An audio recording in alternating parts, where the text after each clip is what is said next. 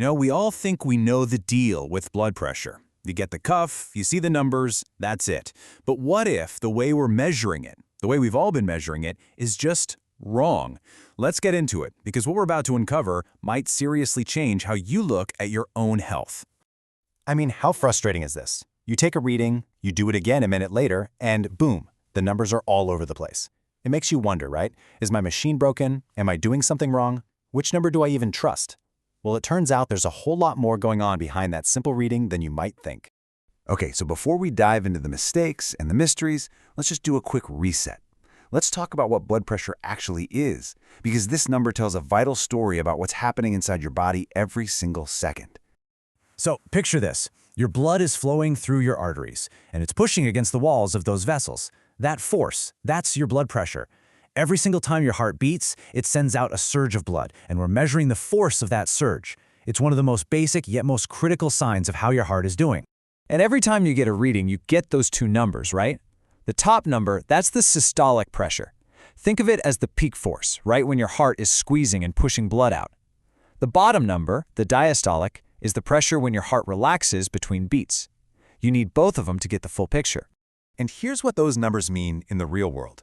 This is the breakdown doctors use, from normal all the way up to stage 2 hypertension. It's basically the roadmap that guides major health decisions. So you can see why getting these numbers right is, well, everything.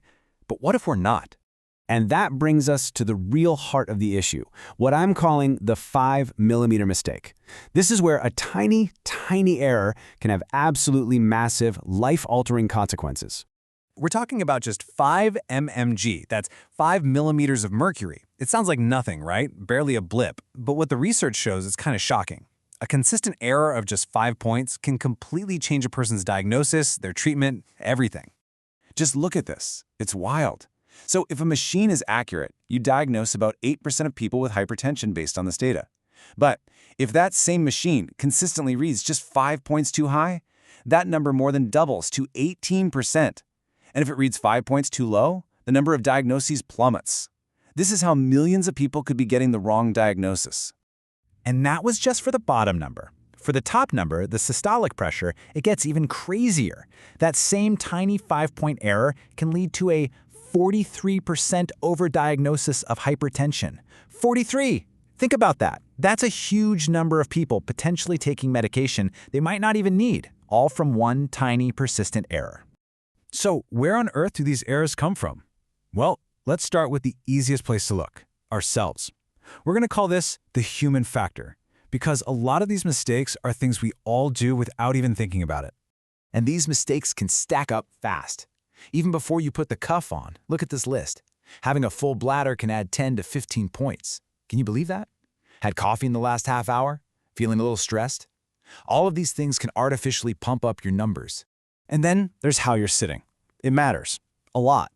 If you're slouching, that could add up to 10 points.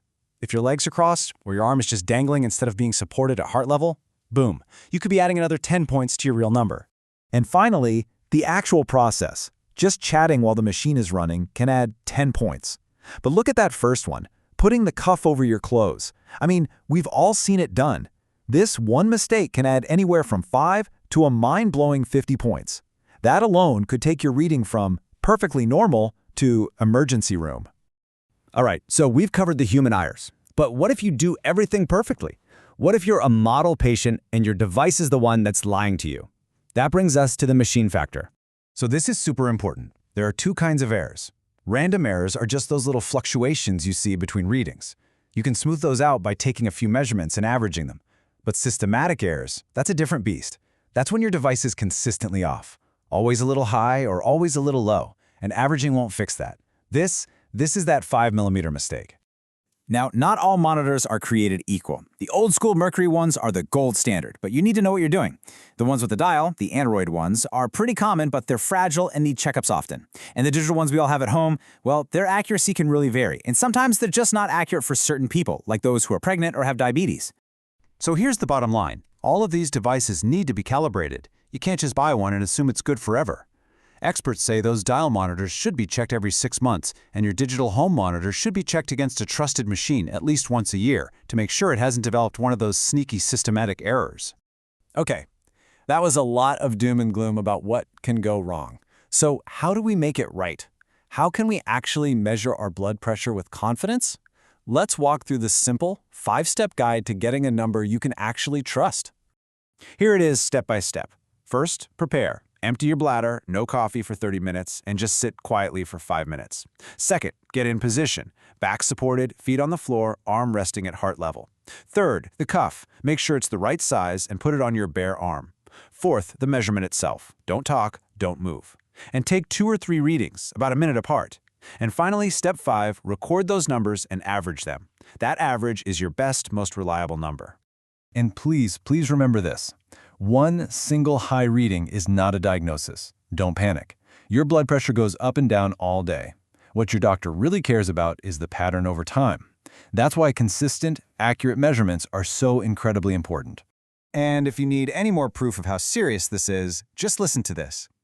In a clinical setting, medical guidelines say that if a doctor's machine is found to be inaccurate, they are ethically obligated to call back every single patient who was measured on that machine since its last calibration. That's how high the stakes really are. So, we'll leave you with this question. Is your blood pressure monitor telling you the whole truth? Because it's not just about owning the device. It's about mastering the process and trusting your equipment. That simple number on the screen, it's not so simple after all. And making sure it's accurate is one of the most important things you can do for your health.